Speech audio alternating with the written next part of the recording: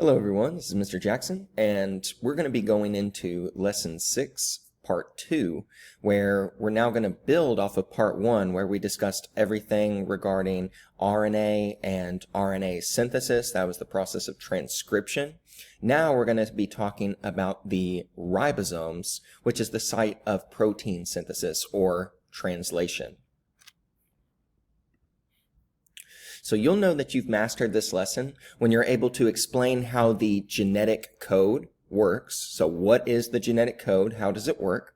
And then also being able to describe the role of the ribosome in actually helping to assemble these proteins. Now, before we actually look into how this process works, it's important to have these 4 vocabulary words down. So whenever I say the genetic code, that's just referring to the instructions for how to make proteins. Each gene along a DNA sequence is essentially a specific set of instructions for coding a specific protein.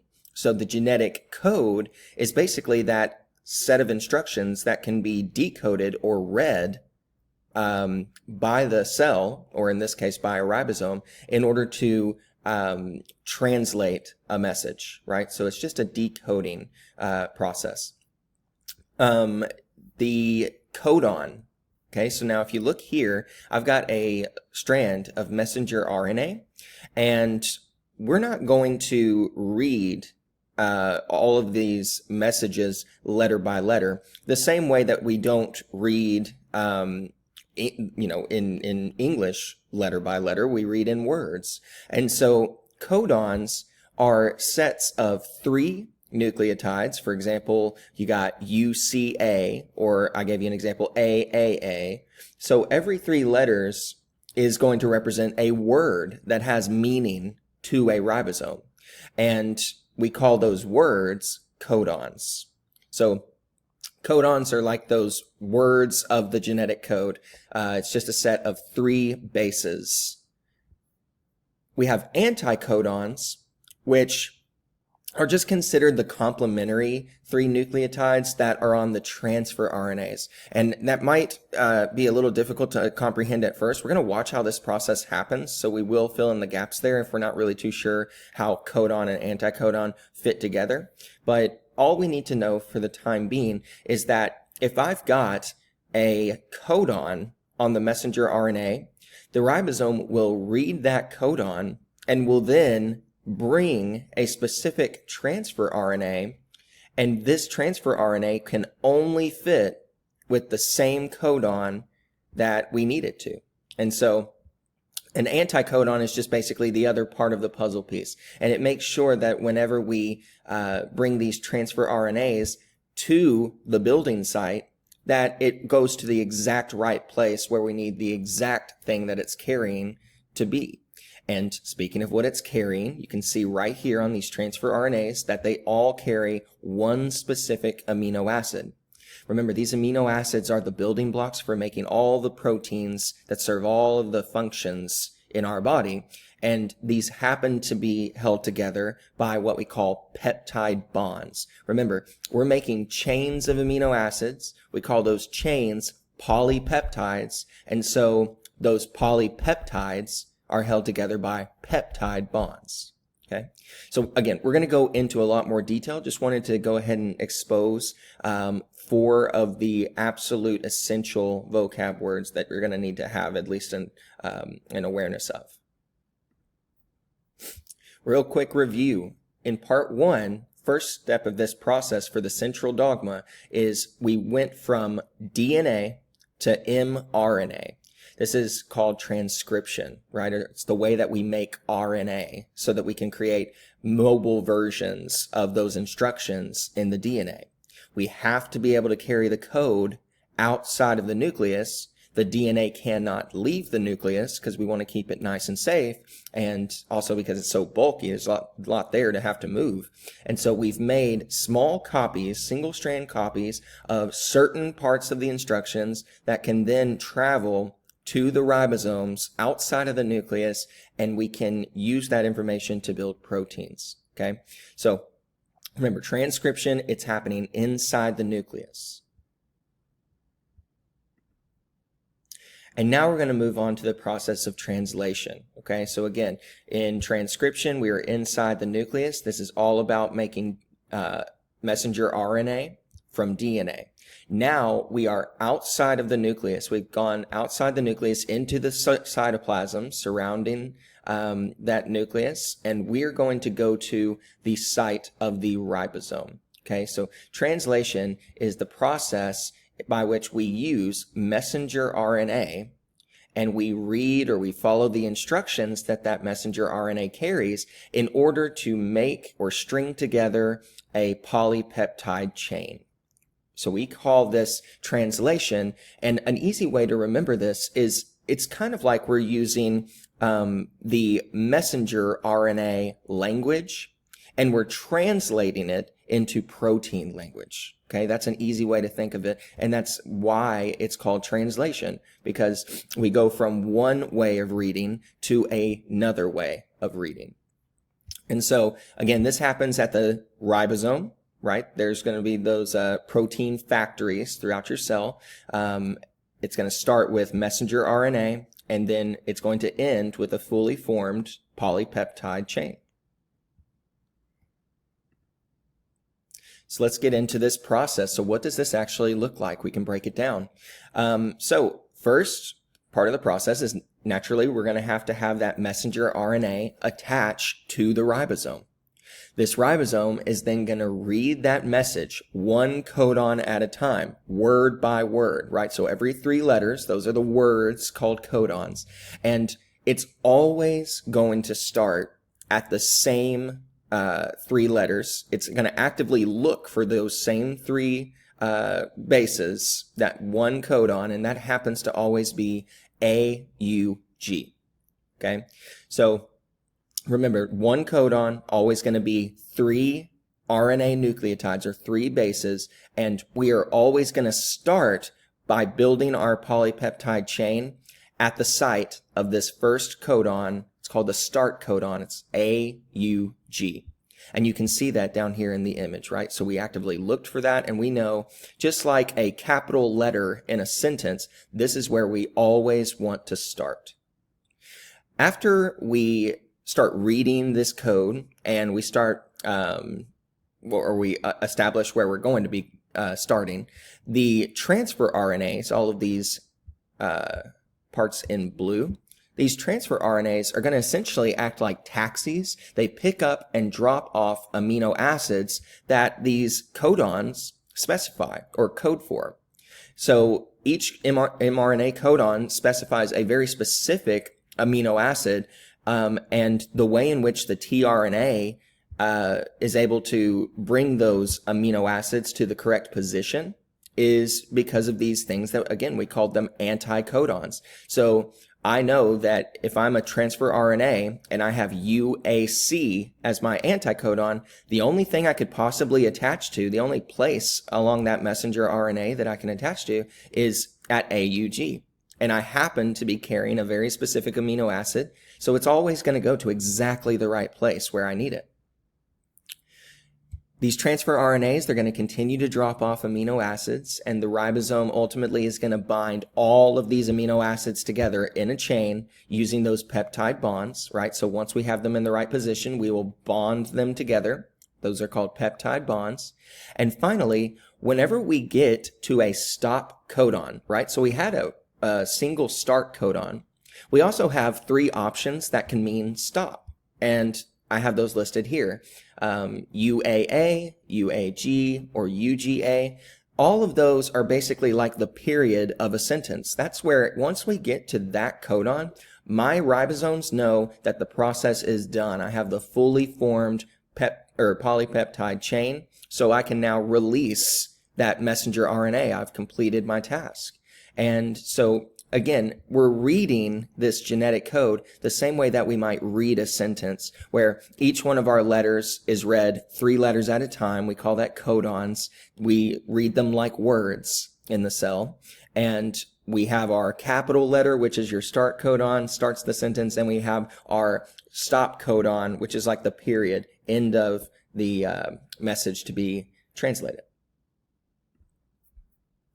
So when it comes to translation, again, this is like translating the messenger RNA language into the amino acid language, right? So same way that we might translate English to Spanish, we're translating mRNA language to protein language. And there's a very specific way that your cells do this, and it happens to be the same way that we will do this as we work through the practice activities with this lesson. It's important to identify there are 64 possible combinations of these three letters, right? These codons, there are 64 unique codons that I can make using the four letters A, U, C, and G in the genetic code. And way that we understand that is because every codon has 3 spots. In each of those 3 spots, I can have one of the 4 letters, right? So there are 4 options in each of those spots. AUCG, AUCG, AUCG. And so what I'm seeing here to the right in what we'll call our codon chart is that along this outside circle here, I can expect that there would be 64 letters that I would ultimately end on, okay?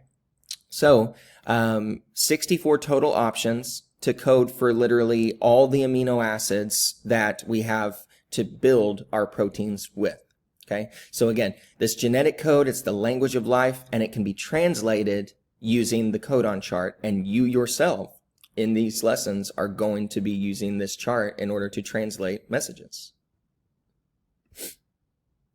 How do you read it? Okay, now we're always going to have this one rule, and I'll be providing a handout where you'll have this to reference, but the one rule of reading a codon chart is always start in the middle of the circle, and then based on the codon that you're reading, you go letter by letter, working your way out. Based on what that is, that will be the line that you follow. So, as an example, if I'm given the codon CAC, I'm going to start in the middle, and my first base is a C, meaning I'm going to go down and to the right. My second base is an A, so from C I go to A, and then my last letter is the letter C, so again I go from A to C. So I've just gone C, A, C. And with this chart, I now know that the amino acid that that codon codes for is histidine. And to put your mind at ease, you are not going to be responsible in this class for having to remember any of these amino acids, not even really for having to pronounce any of these amino acids.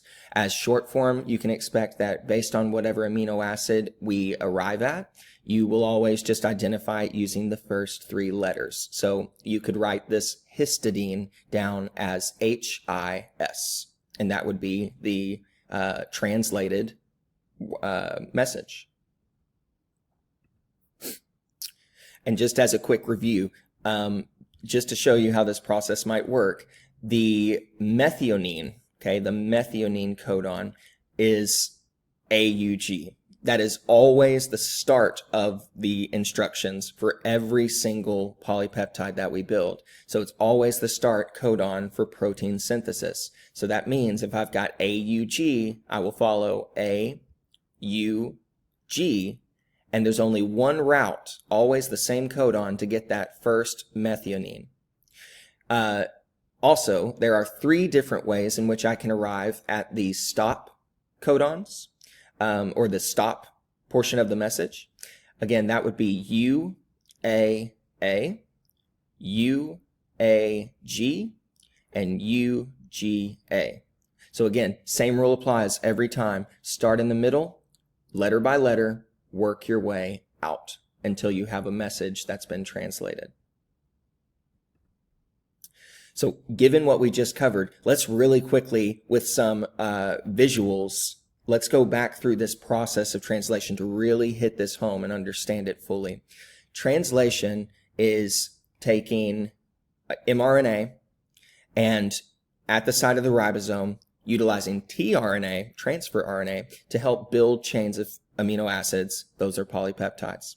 It begins whenever our messenger RNA strand attaches to the site of a ribosome. Ribosome is going to read the mRNA message. We always start with AUG. Always start there.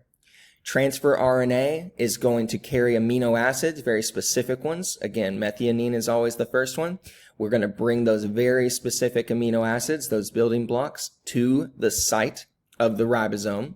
The anticodons will bond with only the codons that they complement. And so we get a very specific and intentional order of amino acids.